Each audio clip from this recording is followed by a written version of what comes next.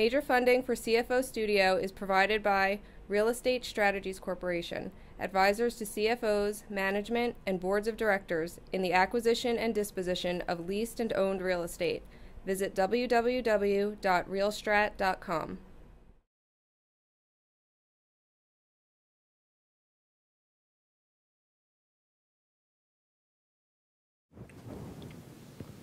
Welcome to CFO Studio.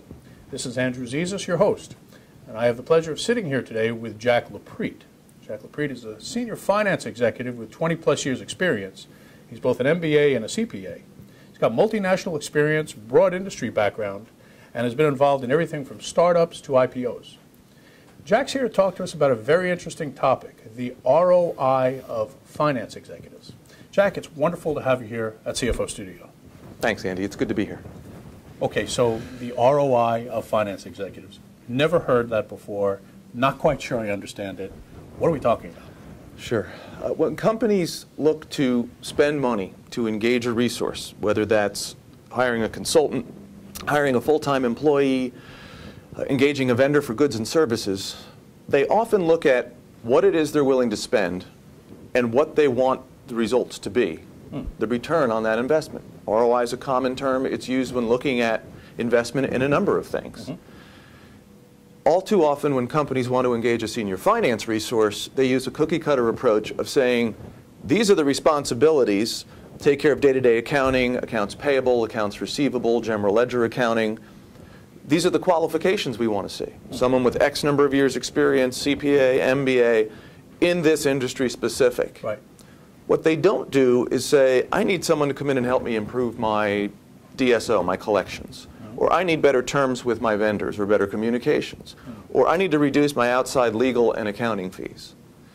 Those principles need to be applied when you seek to engage either on a consulting, part-time, or full-time basis those senior resources. So in the same manner that a company would invest money in anything else with a very defined objective, and very often a defined plan or a series of milestones or performance indicators. You're suggesting that companies should plan to engage a finance executive exactly the same way. Exactly. And often what companies do is they don't do that, and they don't have an idea of how to go about doing that. Since at the time they're looking for that resource, they don't have the senior finance resource that will help them, tell them how they're going to get results and how those results are going to improve profitability. Okay, all right. So I get it. There's got to be a goal. There's got to be a defined plan, and there's got to be a process to achieve the goal. But we're also talking about measuring. So the idea here is ROI of a finance executive. So how do you measure the performance of a finance executive? Sure. Well, when you engage sales resources, for example, whether they're external reps or internal sales resources, you set up goals and objectives for how much revenue you want them to generate over what period of time. That's a very tangible example. Right. With the senior finance resources that you'd like to add, put those metrics in place, and it may be, and often I find that I'm in a position where when I talk to that client, I'm helping them establish what we can do to help them get results. So I would expect my DSO to go from 40 to 35 days over X period of time. I would expect to file my taxes and my audit closed on a timely basis. If that's by March 15th, March 31st, April 15th, whatever that date is, specify it, draw it out, so that you understand what the result, both parties understand what the expected results are and when they're to be delivered. Improve communications with vendors and improve relationships with partners, but actually to define this not in broad terms, you're talking about very specific terms so you can measure against it. Sure. Okay. All right. I get that. So we're talking about measurement, but you started out by saying that a lot of companies don't have a process in mind. So are they making mistakes when they're hiring as a result of not having a process?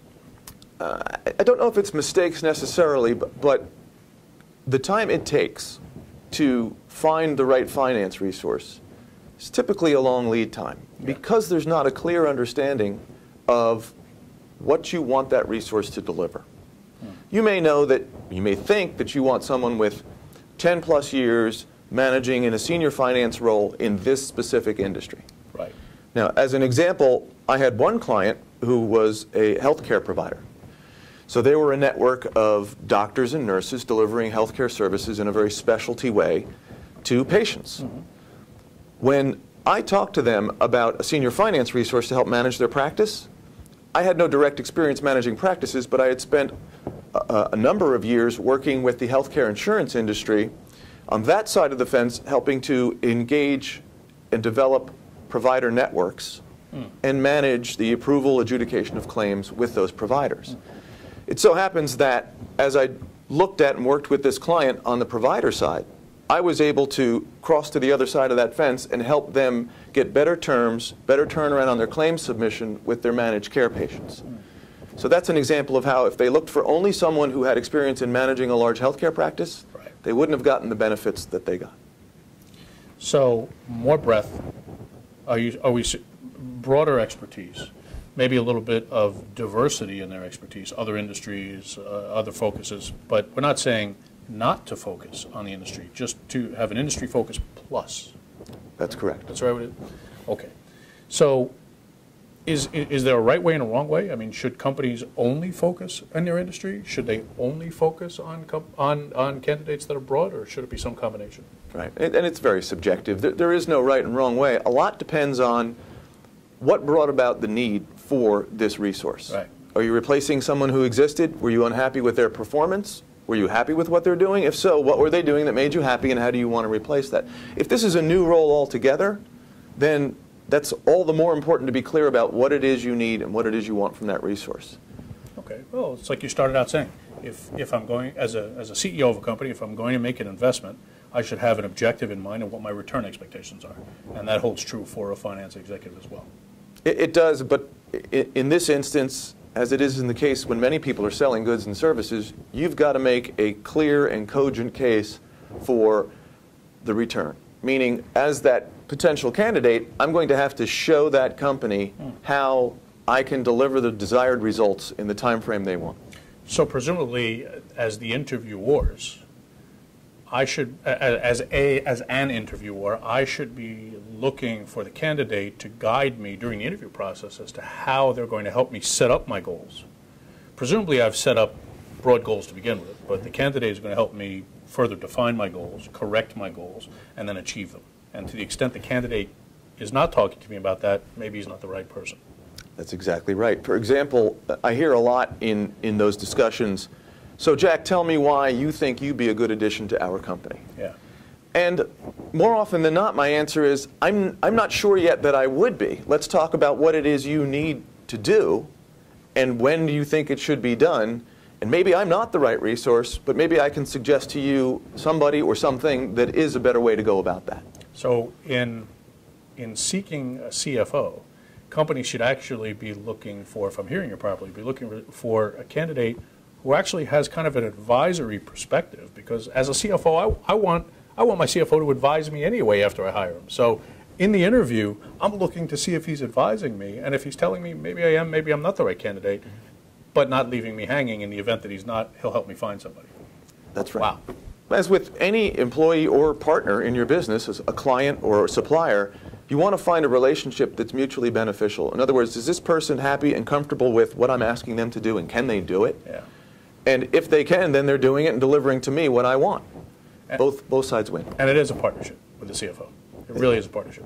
And we're talking about primarily small, mid-cap companies, primarily privately held companies in this discussion, and we're talking, what, $5 million to $200 million in revenue? Generally, yes, but you're right on the point that probably one of the most important partnerships in the company is the relationship between the CFO and the rest of the senior finance team, particularly the CEO. Yeah. So having a clear understanding of what those responsibilities are, who's going to deliver what, all around the table, is critical to a successful organization. Right. The CFO is no different. And in a company of that size and that magnitude, CFO is typically a very diverse individual. And I think we've discussed before that really in that company, CFO is almost a COO. Yeah, you wear a lot of hats. And in smaller companies, you're looking for a CFO to do things like manage the HR process. Perhaps you have too much turnover. We need to look at your benefits package, your hiring policies, and so on. Maybe you're doing too much outsourcing contracts to attorneys, and maybe you need someone who's more contract savvy on the inside. CFOs can do that. The different options now with voice and data and IT resources, CFOs need to be savvy with what those options are and how to go about getting the best option for the company. So there's a broad range of knowledge that you'd want that CFO to have depending on the size and shape of your company. So if not in title, then certainly in practice, CFO is a COO, in this size company anyway. Could well be, yes. Yeah, could well be. Let's talk about something more traditional, debt and equity. Mm-hmm. What's the current environment for mid-cap companies who are looking for liquidity events, both on the debt and the equity side? Is it good? Is it bad? Is it ugly? What's the circumstance? Sure. And the answer here kind of feeds back to what we just talked about. Meaning, if you're clear that you want to do a transaction of some sort, whether it's get a credit facility or restructure your existing one, bring money into the company by looking for venture or private equity, or just basically the sale of equity, if you're clear about that, then you want to look for someone in that role who has experience with and can help you do just that. And I've often gone into companies where they're looking for someone, but they don't want to disclose that information because they think it may deter someone from taking the position. Right. That's not the way to go about getting the right fit for the role that you want. Right. Having said that, the environment out there today is, I think there's no question that it is still a very difficult environment for companies to do a transaction where they're going to generate debt or sell equity. But money's there. The money's there on the sidelines. That's the good news. But it's kind of a 1-2 punch. Investors and creditors are being much more circumspect about who and how they invest. Yeah. And companies today in the economic downturn have to be much clearer about how they're going to use those proceeds to improve their results. Okay. All right. So money's there, a little bit challenging to get, but with the right finance executive, you can secure the debt and the equity, but make sure you have the right finance executive who can get it for you. That would be a key element in the process, yes. Jack, we're about out of time. Any last words, any final words about either debt equity or what I think is a great topic that we could probably talk about for a very long time, the ROI of finance executives? Well, I want, first of all, thank you for having me here today. I appreciate the opportunity to talk to you at CFO.com. My pleasure. Secondly, I think forums like this where companies can see what it is that they can get from senior finance executives and how both parties can benefit from that are critical to improving the process. Thank you. Thank you very much. I appreciate that. Well, listen, Jack, I want to thank you very much for participating here at CFO Studio. It's nice to have you here again. I hope you're going to come back and see us again. Thanks, Andy. This is Andrew Zizas, your host at CFO Studio with Jack Loprete, saying thank you for watching. We'll see you again. Major funding for CFO Studio is provided by Real Estate Strategies Corporation, advisors to CFOs, management, and boards of directors in the acquisition and disposition of leased and owned real estate. Visit www.realstrat.com.